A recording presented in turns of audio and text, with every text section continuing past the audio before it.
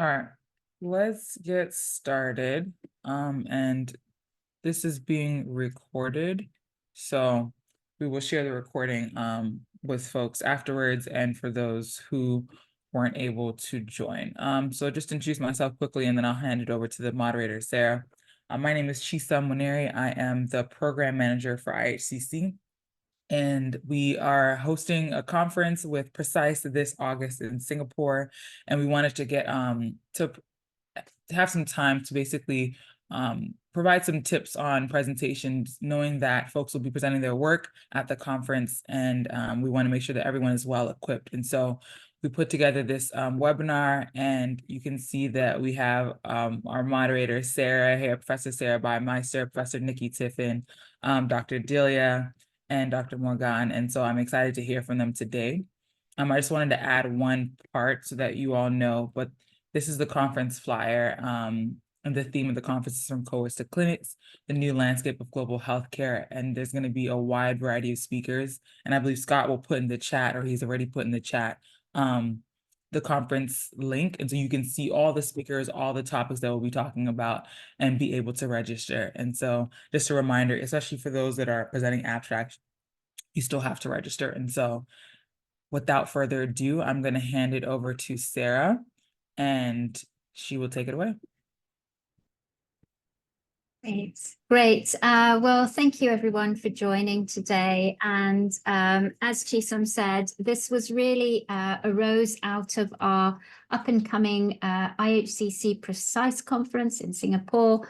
But this is also really helpful for any early career researcher actually who's been invited to either present a poster or a quick fire oral presentation. And so we really hope that you'll find today useful.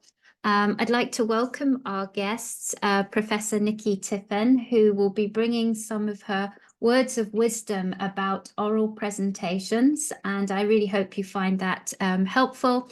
But also Dr. Delia George and Dr. Morgan QNC, who are actually members of my own team and are early career researchers who are very experienced in presenting posters at conferences. And they've joined us today to share some tips and tricks about putting together an attractive and informative poster. So first of all, I'm going to hand over to you, Nikki, to start with your talk on oral presentations. Lovely, thanks so much. So I'm just quickly doing my share here. It should flip over to presentation mode. There we go. So thanks for the kind invitation. I've got very practical tips. So hopefully they'll be useful just in terms of thinking about how you put together your slides. So I think it goes without saying the content of your talk needs to be solid. And that's not really what I'm here to talk about particularly. It's more how you're going to go ahead and create this talk that you're going to give at a conference. Before you even start putting anything together, I'm going to give you some general guidelines. This is a rule of thumb that I've tried to break many times and I've always failed, and that is to budget one slide per minute. So if you're given a 30-minute slot, that's normally like a 20-minute talk and 10-minute questions. Aim to have 20 slides, including your title and acknowledgements. And again, it sounds a bit mean on the slide numbers, but really it's difficult to do a great talk with many more slides than one per minute. The other general guideline I'd like to offer is do not go over time. And this is, it's just for your own timekeeping and practice and to keep you on mark, but it's also very disrespectful to other speakers in your session. I've actually been at a session where the final speaker never got to give their talk because preceding people had gone over so extensively that they actually squeezed a person completely off the program. So don't be the person who does that. And then another very good general guideline is don't go over two figures on a slide. I'll talk more about that in a bit, but it's preferable to aim for one per slide. And these general guidelines are just to help you assemble your material before you even get going on your talk and putting it together. So I like talks where I get given an outline of the talk because it gives me a sense of where I'm going. So I kind of know where I am in the journey and where I'm expecting to arrive. And I'll talk to you now in 3 sections. The one is how to structure your talk, the content and how you arrange that. The second is tips for actually making the slides. And then the third will be some tips around giving your talk. So when you actually have to stand up and present. So let's dive into structuring your talk. Just to say as well, these are guidelines if you really don't know where to start, and it helps to have a framework, but you might have a supervisor who prefers to do it slightly differently, or you may find ways that feel better for you. So this is just to get you going, and it's not set in stone.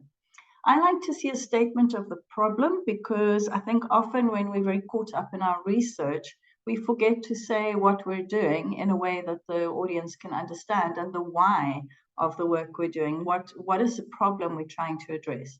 So I think it's nice to start with a couple of points just to explain the background and the reason for the work that you're about to present.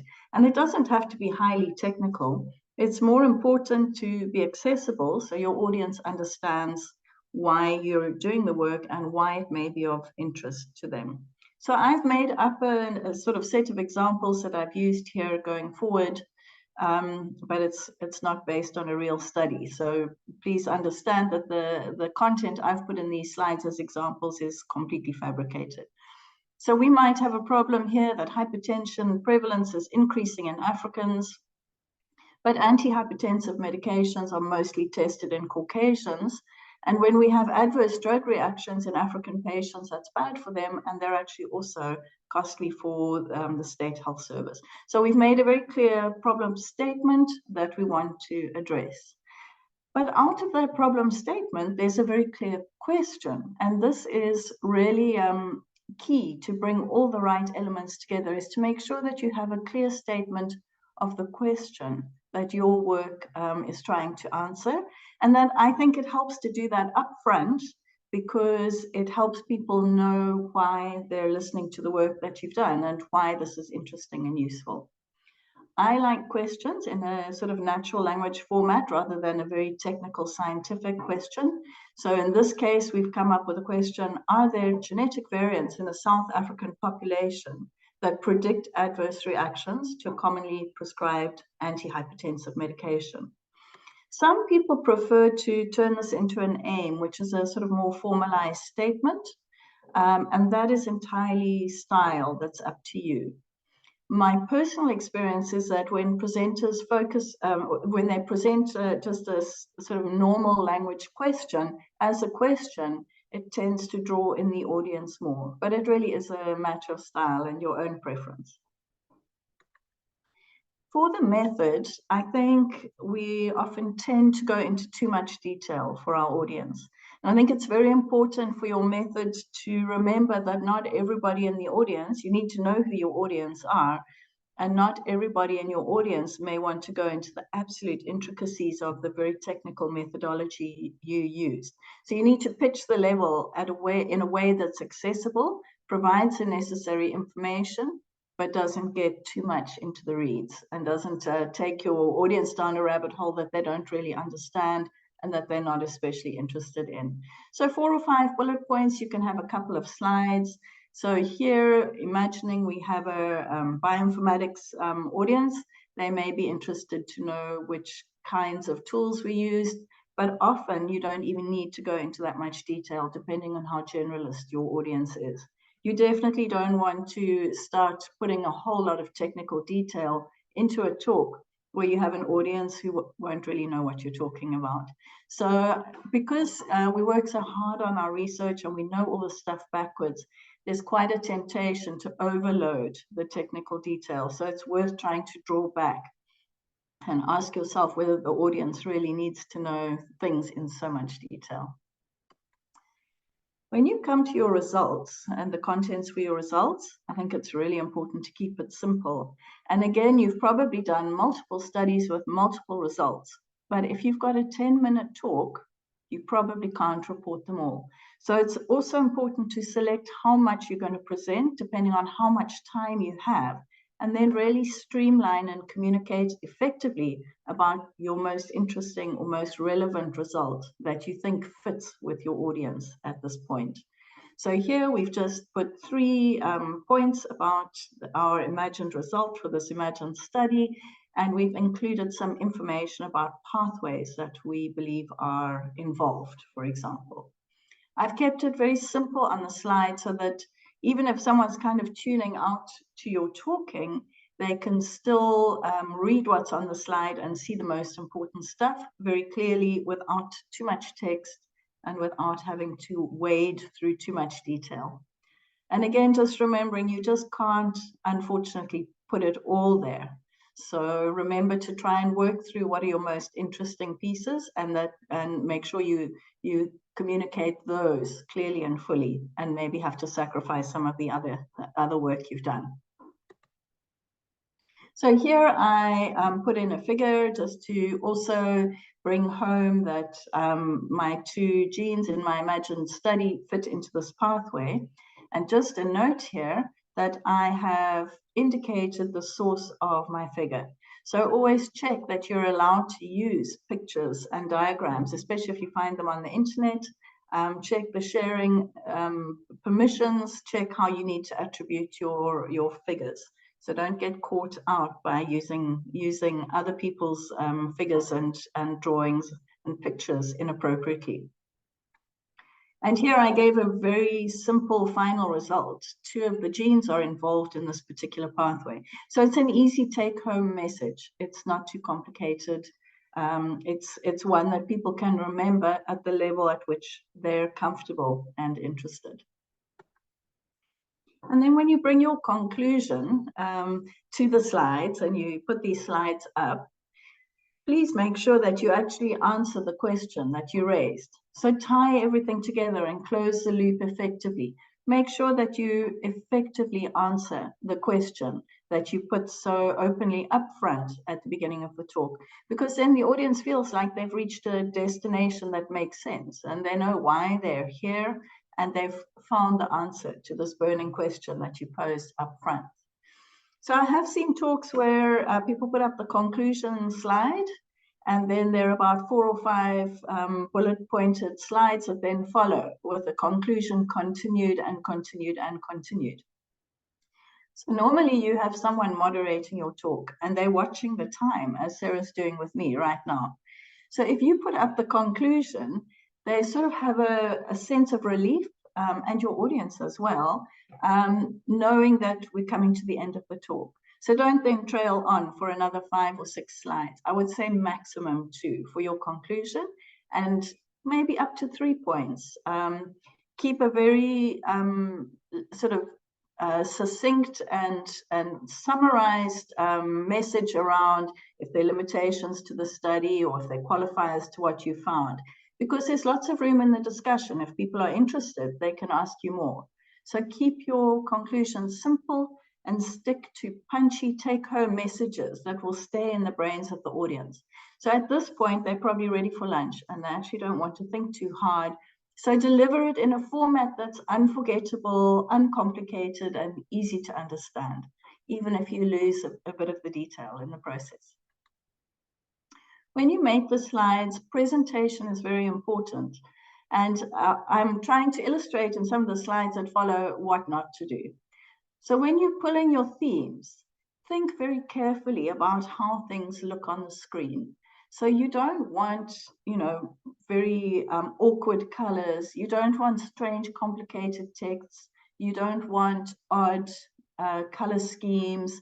You need to keep it clean, consistent. Use your texts, your font styles that are very simple, not too sort of too many flourishes, because people at the back of the room also need to be able to see this clearly. And you also don't want people kind of flinching with surprise when you pop your screen up and it looks dreadful or very, filled with violent colors. So I really recommend keeping it simple, keeping it clean. I'm a minimalist in my presentation. Some people like a bit more, but however you do it, put it up there, check people can read it, and then keep things clean and consistent. And now you can also find a lot of themes online that can help you select something that is appropriate and kind of easy on the eye. And as you can see, using neutral colors with clear contrast means you can actually read the last point on the slide, which you probably can't really do here. Logos are another area where people can go a bit wrong because they often get very mangled. So I mangled a few of my favorite logos here. A mangled logo makes everyone cringe. So if you're going to use a logo, get the correct, complete, up-to-date logo. Check with the organizers of who are responsible for that logo that it's actually okay to put it on the slide. Some funders are not that happy to have their logos used in presentations, etc. So double check, and then get a good resolution image and check that the proportions are correct. If you want to, you can put a small logo for your main funder or institution on every slide in the same place, small and unobtrusive. And then on the final acknowledgement slide, you want all your associated funders and institutions.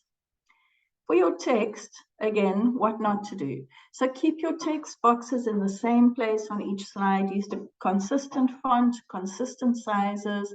And then if you have multiple text boxes on your slide, line them up. Be concise, so don't write these long paragraphs that it's very difficult to read. The idea around these approaches is that you don't want your audience to be thinking about how to digest your slides. The slides must be so easy and clean on the eye that the audience can just focus on the message. So don't produce slides with multiple figures jammed on. There's no way people can have a look at it all. And they're just going to feel exhausted trying to wade through all of this. And they're going to notice that there are differences in background color, etc. So you only want to show a few key figures in a very clean way and with time so that people can actually see what you're showing them. Rather do few and do them well. And then keep it tidy. So you want to line up your figures with each other and with your text and then match the sizes. So this one's a bit all over the place. But if you can line it up like this, in this case, these two figures actually relate to each other. They share an axis. And then you can also use highlights to pick up as you're talking about the interesting bits so that you direct your audience to exactly what you're showing them and make sure it's easy for them to see and find what you're presenting and to get the take-home message, more than the details, more than the color schemes, actually to be able to focus on the message that you're giving them.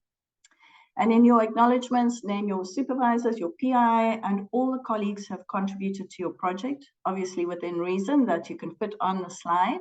But it's good to be inclusive. If you're having a debate, should this person be acknowledged or not, then clearly they've done enough to consider it, and it doesn't hurt you to be inclusive in your acknowledgements.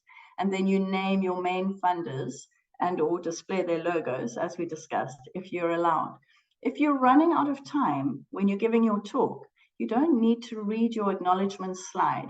So have it with all the information. If you have to, you can put it up during question time and say, these are my acknowledgements of all the people who've contributed to my project. And you can save yourself a bit of time by having a very comprehensive acknowledgement slide with everything on there. And then just a kind of important point from my side, and that is sweat the small stuff. For me, details count because I think your talk needs to be easy on the eye so that slides don't distract from the message. So line up text boxes, use consistent fonts, and even between slides so that when you move through your slides, you don't get the text jumping effect, which I'll show you in a minute. Make sure you use the same font style, the same font sizes so that things are consistent and line up the pictures and make them the same size. Again, this is to make it easy on the eye so that the people viewing your slides can focus on the message, not on the formatting or the messed up formatting. So jumping titles, you can see here from sweat the small stuff to the jumping title, it's in a different position. So it feels like they're moving around the slide as you go through the presentation. This is just an unnecessary distraction. So take the time to line up your title so you move effortlessly between your slides.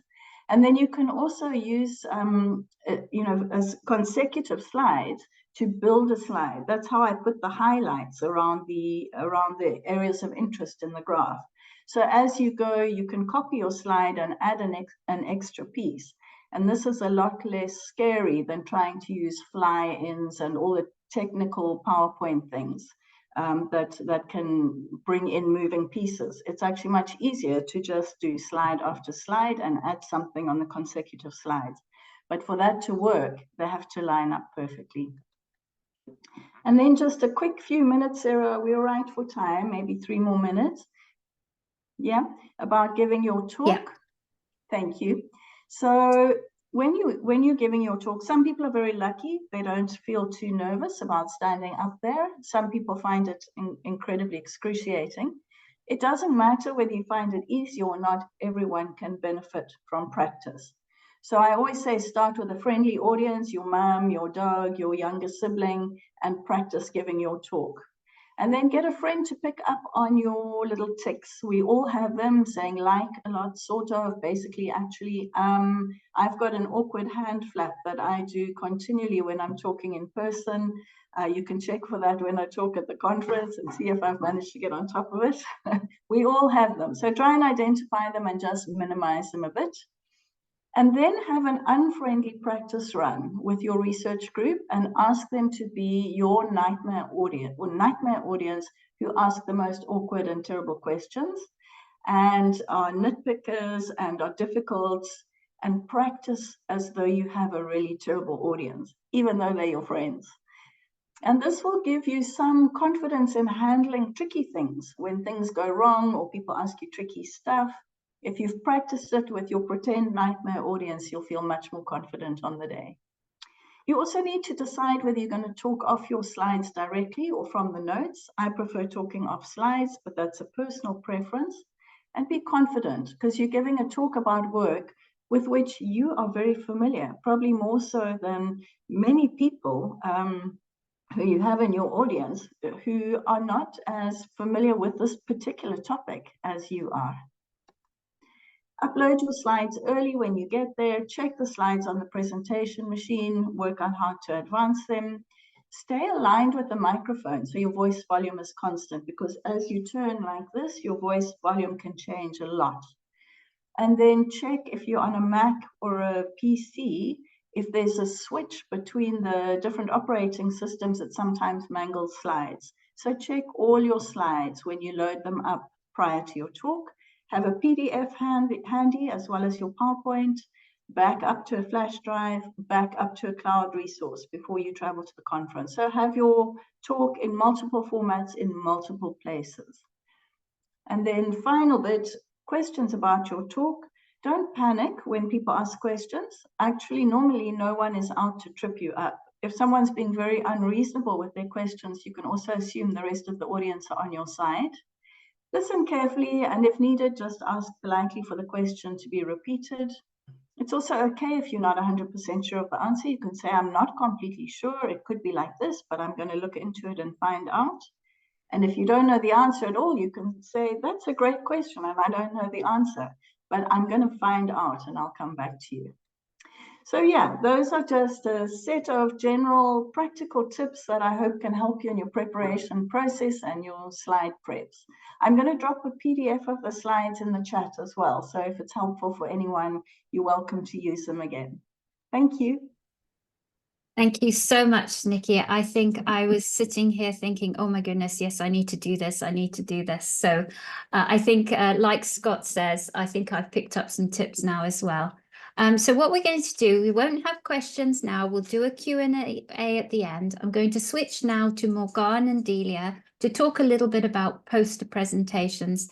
And then at the end, we'll have a joint Q&A session. And I do encourage you, if you've got questions now already, pop them in the chat. We'll address them at the end in the Q&A so that you don't forget them. But I'm handing over now to Morgane and Delia. Thank you very much. Thank you, Sarah. I'll just share my screen.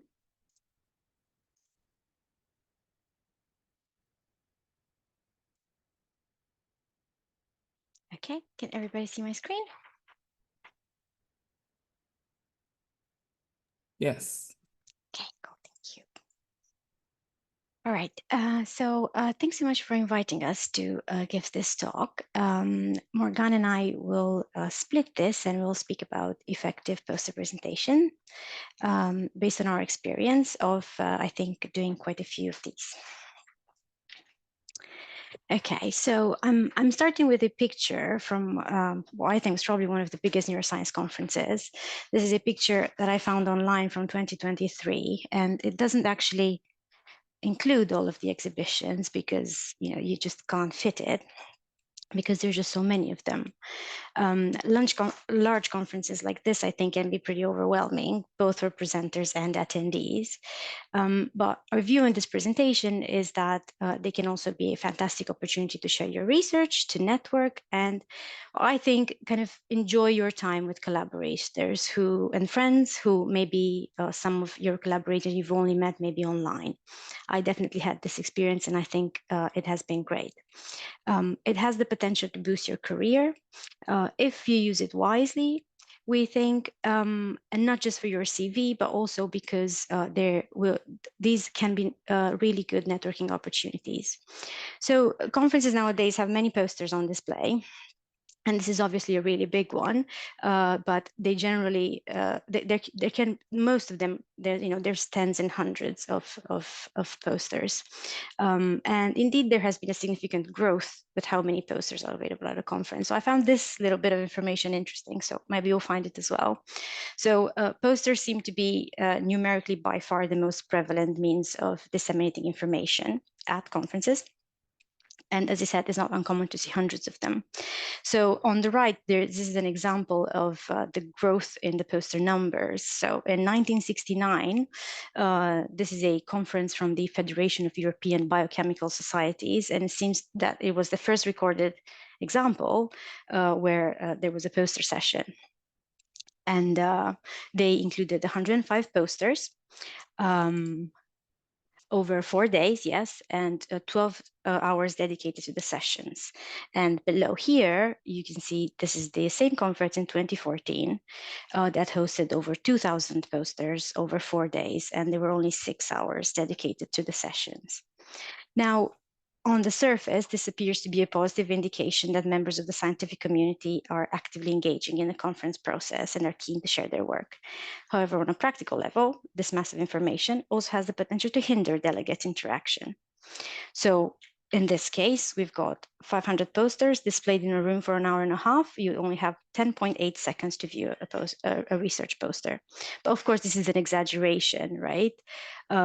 You normally pre-select the items of interest before you attend the poster session. However, it might still be quite a lot. And how do you get people to come and see your poster? So how do you get people to select your specific poster? So this is our aim for this talk. Because despite these practical limitations, people come and they do posters in vast numbers. It's because they are motivated to do so. So I think motivation is really the key bit of information that we'd like to talk about. So what motivates us to do a poster? First, when you go to a conference, it's quite nice, to take in all of the information from talks, but you also might want to have an active contribution to the conference. This is a chance for you to be recognized within your peer community. Sometimes it could be a prerequisite to obtain funding to actually attend the conference. Sometimes it could be a prerequisite to obtain funding. For example, if you have any pilot results or really research that is in its absolute infancy and you want to get some feedback from this, and then you can report this in, for example, your fellowship application later on. So of course, it's an important opportunity for ECRs to engage with their peers in a less formal manner than a podium presentation. However, just to say as well that there is no empirical evidence showing that poster presentations are less demanding than other forms of knowledge sharing. The fact that posters rely on casual interactions may be the reason why they are felt to be placed lower on the hierarchy of professional practices. However, there's certainly a lot of work that goes into it. So how do we make the most of it so that we can achieve these aims, right? To share the information for others to see and eventually achieve professional growth and further engagement with peers. And there's lots of advice of how best to do this. So I've looked across some of the societies and some of the papers. So for example, the Society for Neuroscience, for their big conference, they tell us to plan ahead and set expectations for yourself. Be content that you won't see everything that you want to see. Be open to exploring other areas. And I think this one is the one that I personally empathize more, because you sometimes might be feeling stuck with your research, or within your PhD project.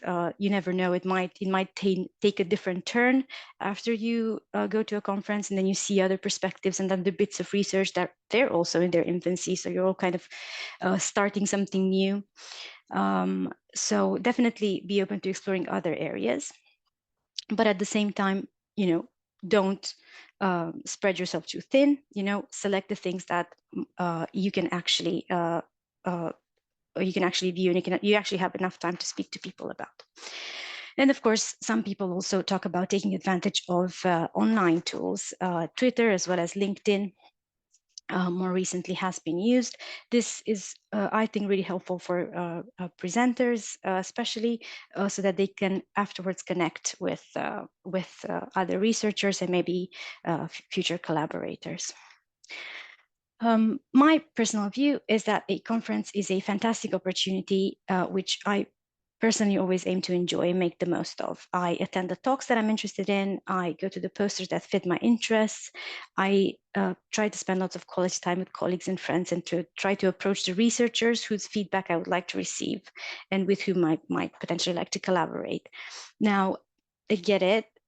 Especially when you're an ECR, sometimes that's hard to do, both because they might be busy all the time, everybody wants to speak to them, or because it's difficult to just approach somebody directly. So that's why I think that's the beauty of poster presentations, because what if people might come to you? So I personally prefer a poster to a talk. To me, this is one of the most important parts of a conference. I try to prepare my poster well, but especially my poster talk, just to try to engage people in a conversation so that everybody benefits from that interaction. Also, just to say that I have found that not all of these aims need to happen at the same time. It's fine if you don't tick all of the boxes for it to be a successful conference for you. So this is just a picture of me enjoying a conference, making the most of it, working with the people that I had come to at the conference, but also networking and potentially developing collaborations, even though in this particular picture, my poster was, there was definitely a subpar poster design there. Right, so I've spoken a little bit about advice, but obviously, we're all scientists here, so we don't normally take advice at face value. So I've looked a little bit into the science of posters, and there seems to be such a thing. So I've selected one. So this is a review of a few tens of yeah, I think they selected a few, maybe 51. I might be wrong. Bits of research. So this is a review of the literature where they looked at whether poster presentations actually achieve knowledge transfer, and the answer is yes. However, so posters have this passive nature, and in order for them to be effective, they need to be accompanied by an active intervention. So authors suggest this integrated approach, and they talk about the design a little bit. So layout, including color schemes, framing of information and readability, all influence how effectively the key information will be conveyed. But also they talk about this having this clear speech, and be prepared with maybe bits of information that you can engage the other person in.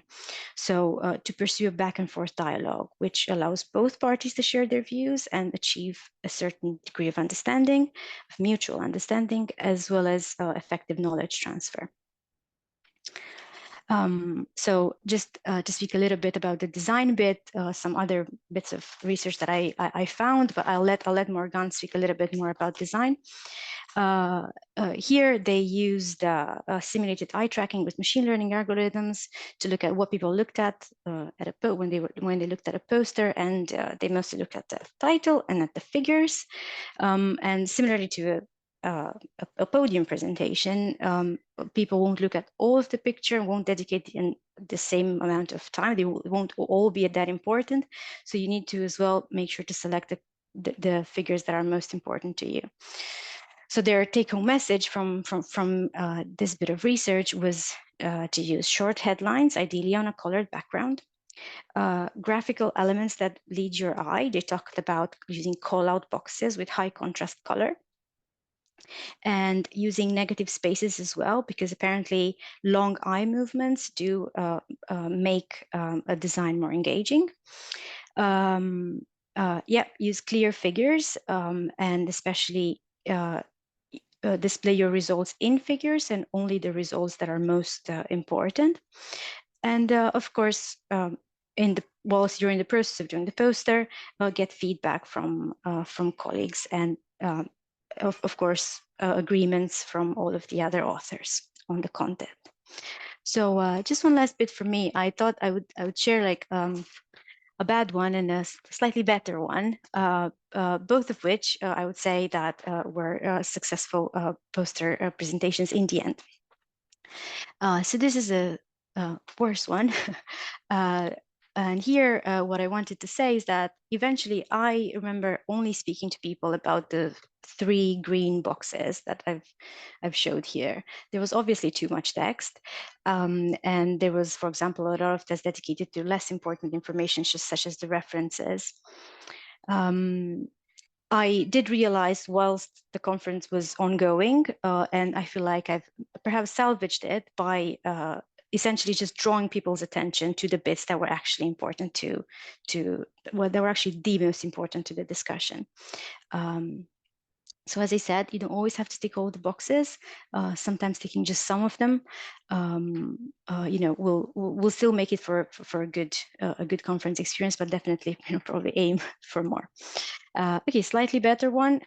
Here I had clear sections. You see background, methods, results. I had clear results graphs.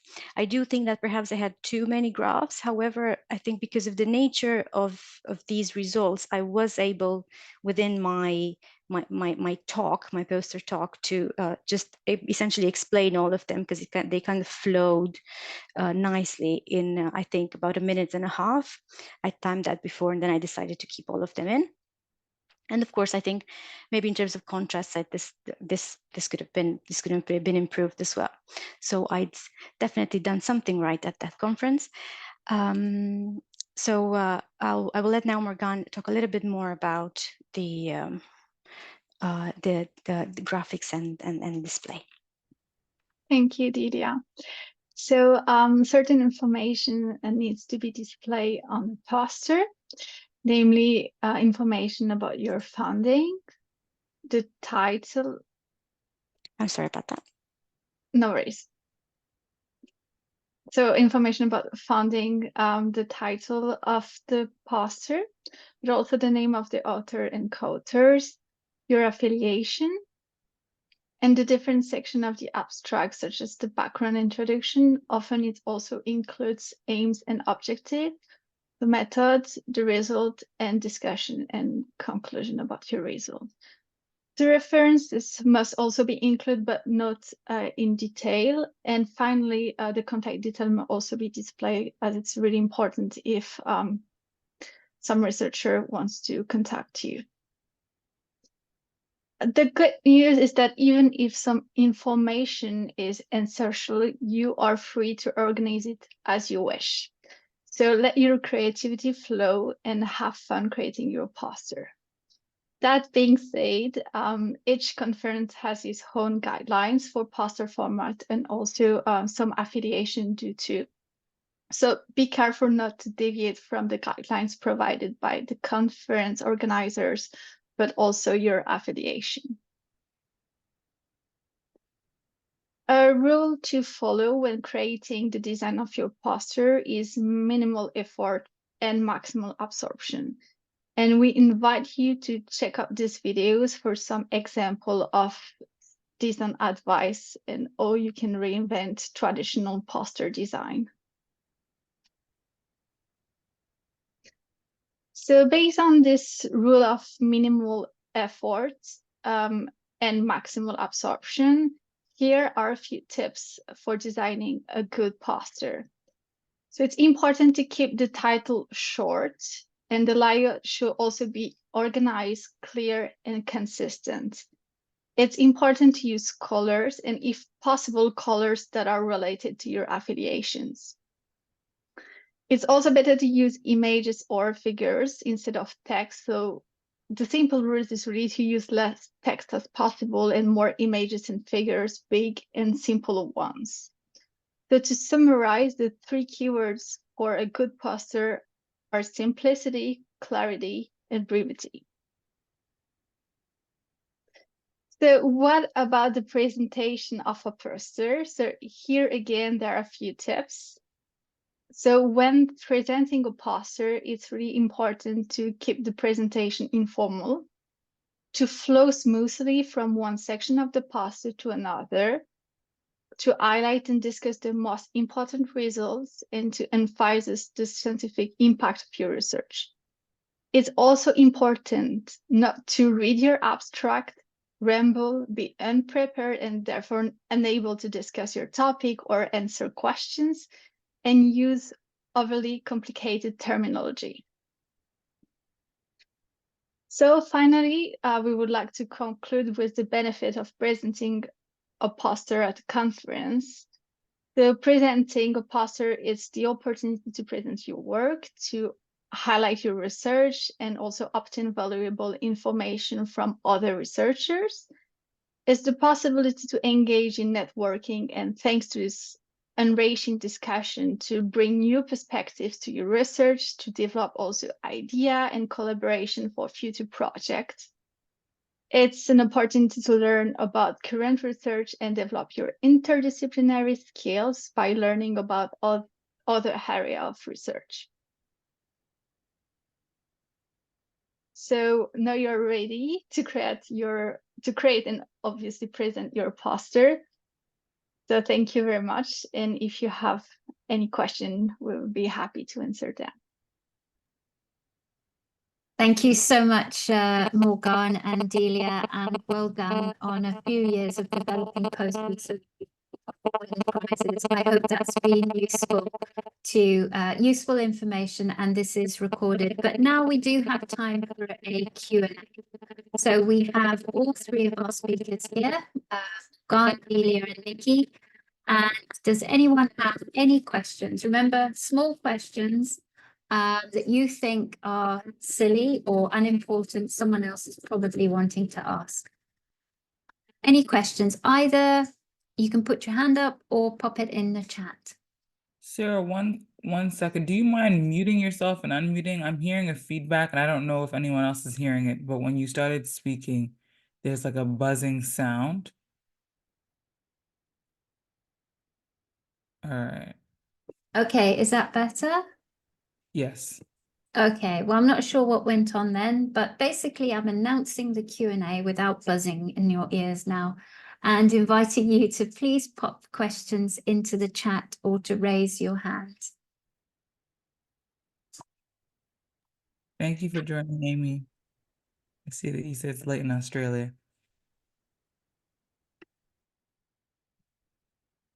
Okay, let me start with a question from any of you, the speakers today. And I know it's a question that I'm asked a lot by my team, is what is the best way for just simply tackling nerves, whether that's during giving an oral presentation or even standing by a poster. I can remember my first poster presentation, I hid and I watched people go up to the poster, and I was literally too terrified to go and stand by in case I was asked a question, didn't know the answer to. Any top tips for those nerves? Nikki? Yeah, so I think my suggestion is practice, practice, practice. because I think when it's really scary, if you're feeling very overwhelmed, if you have something a little bit by rote, at least it can get you going. Because I often think it's just getting going that's really hard. So even if you just rehearse your first slide, you know, you don't want to end up too wooden, but if you know what you're going to say for your first 2 or 3 slides, it's enough to get you up and running, so you feel more confident. I think getting going is often the hardest. So my advice is to really work on, when I get up there and I look out there and I see, you know, 400 people staring at me and I feel terrified, I need to know what to say next. I don't want to be fumbling for words. So I do think rehearsing, while you want to avoid the risk of being too wooden, I think it prepares you so you've got something ready to go, even though you're feeling really nervous. Yeah, thanks. Thank you. That's a good tip. Anyone else here with tips to overcome nerves or things that have worked for you in the past, because it might help someone else? I'm just gonna say as well that same. I mean, I'm a psychologist by training, and it's true. Habituation, exposure. You know, it's you just have to keep exposing yourself to that situation, and it's gonna get easier and easier. Yeah, practice, and as well, just do it. And it's okay not to know the answer to whatever terrifies you that they're going to ask. Yes, I agree with that, and Nikki also spoke about this. I think the biggest terrifying thing I had was always not being able to answer the questions, and once I got over that hurdle of actually in an audience, in a presentation, saying to someone, "That's a very good question. I'm going to get back to you on that, my contact details, etc." And suddenly realized the ground didn't swallow me. They didn't shoot me. I actually survived the experience, built my confidence that I can handle questions either at a poster or an oral that I simply just don't know the answer to. Any other questions or comments about today's presentation? Did you find this helpful? That will even be helpful for us to know. Is this type of webinar helpful? Because then we can think about others that perhaps we can pull together with tips and tricks about conferences and presentations.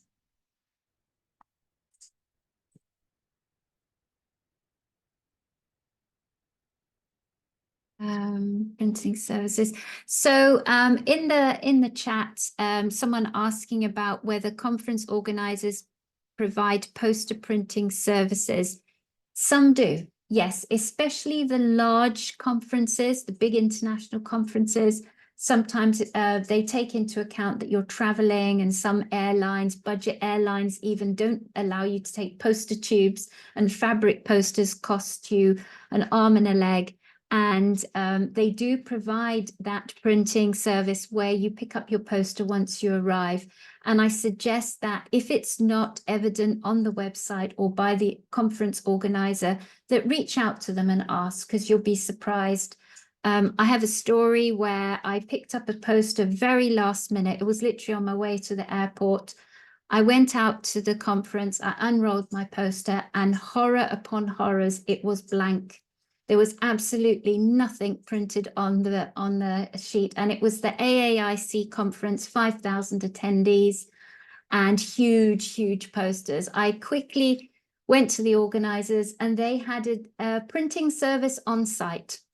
They took my USB. It cost me a little bit, but I managed to print my poster at the event, and I had a poster hanging. It wasn't perfect, but so there's always ways to overcome these emergencies. And now I definitely check my poster before I fly.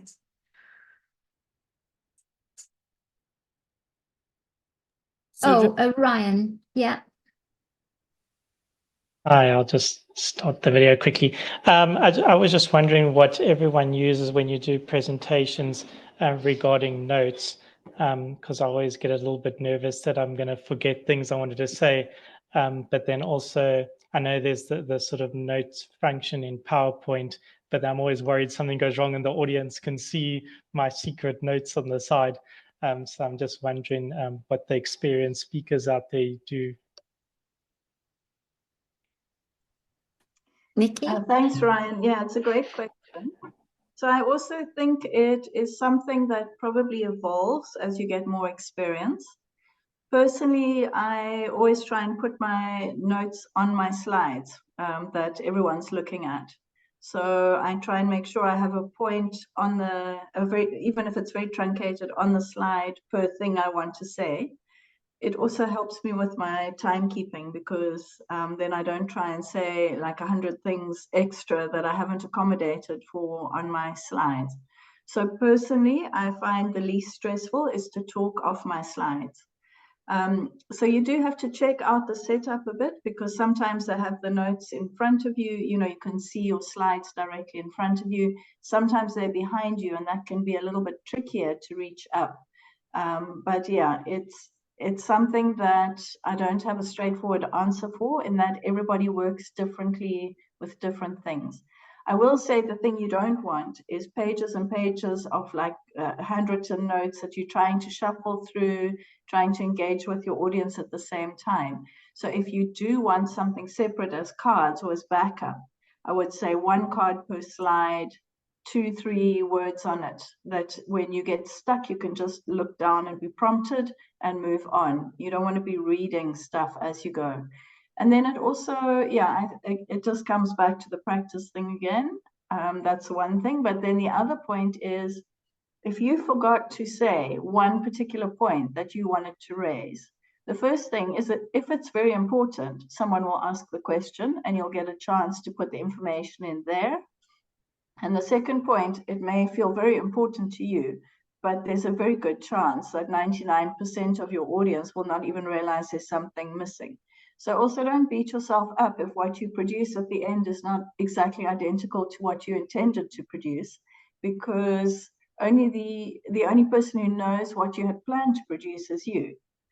And sometimes it's quite nice, you know, maybe there's a detail you decide to leave off because of interest of time, and someone asks you about it, and then you actually have a whole additional discussion in your Q&A where you can bring in an extra piece of information, and that makes you look very smart, actually. So it's not a disaster if it's not in your main slides. And the other point I just wanted to raise also about leaving stuff out, not knowing stuff, having a dialogue. It's also a bit sneaky, but when you don't know the full answer to something and somebody who maybe works in the field asks you the question, that's also your invitation to start a direct dialogue with that person. So it's actually an in to a conversation with someone. They might even be a senior researcher. You've essentially earned the right to write to them directly about your work. So if you don't know something and you have to say please may I get back to you later. If you don't know who the person is, find them directly after the session and say, you know, that was a great question. I'd love to discuss it further with you. May I take your email address? And use the opportunity. It's actually providing you with an open door. So yeah, I think perfection can be, and striving for the perfection can be the enemy of having a great experience, learning, being open to things not going slightly, you know, maybe going slightly not according to plan. So yeah, don't judge yourself too harshly. It's okay. Thanks. Thank you, Nikki. Thanks. Thank you. That's great advice. And some other advice I was given, and actually the director of DP UK still does this with me. He says, Sarah, be on hand for questions I can't answer. So if you've got your trusted person, your senior person, you know where they are in the audience, or you know they're out there, you can say, oh, actually, let me ask my colleague, and you introduce the colleague, and the colleague actually answers the question for you. So that's another way of getting around it and still maintaining that dialogue and conversation and carrying on. So we have another question in the chat. Is there a specific time allocated for each presenter during the poster presentation in this conference? Now I can say generally there is a slot, but I can't, Farah or Scott, will there be a time slot for the poster presentations? Sorry, Chisum. Sorry, you said will there be a time slot for poster presentations? Yes. So in other words, is there a specific time allocated for each Yes. presenter during the poster presentation? I see the question now. Yes, there will be, and we'll be giving those, we'll let everyone know those times and the day, because it'll be by day. So each poster, there'll be a different set of posters each day. Yeah, okay, thank you very much. So generally how it will work is you're given an hour or 2 hours or a coffee break, and you'll stand by your poster and just wait for people to engage. Or if you're a little bit more bold, you'll go out there and punt and call them in. But we don't always expect people to do that. And there's another note from Nikki in the chat that says, do make sure that you are there during your time slot, because this is when people will come up to you. They would also look at the program, the abstracts, and think, oh, I'm really interested in that poster by Delia.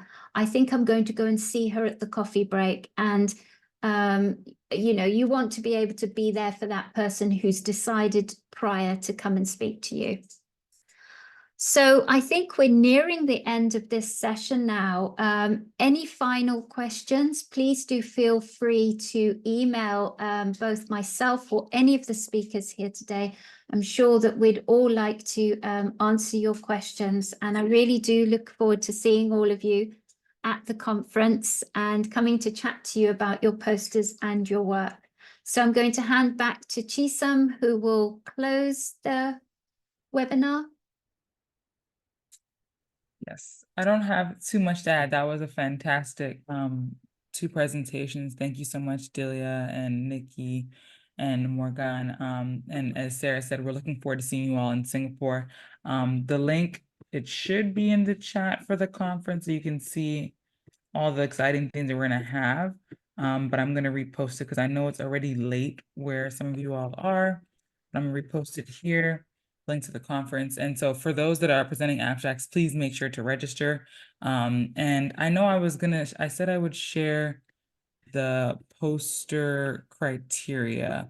And I realized I didn't share that. Give me one. This might take me a second. I'm sorry. What I might do is just include that. Maybe we'll share that via email. I'll share I'll share Nikki's presentation via email, and then I'll share the poster criteria for the competition via email as well. And so you all will have that.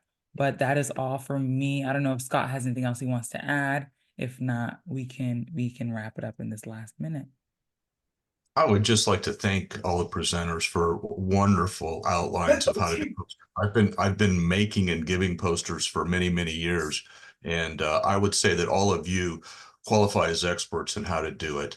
I am very impressed by your presentations, and I would say one thing to think of when you're standing there and people are walking by your poster and maybe people aren't stopping, turn to the 2 posters next to you and look at the scientists there if they're available, and look at their posters. You may find a future collaborator just happens to be right next door and you didn't know about their work and you didn't know about them. So look around.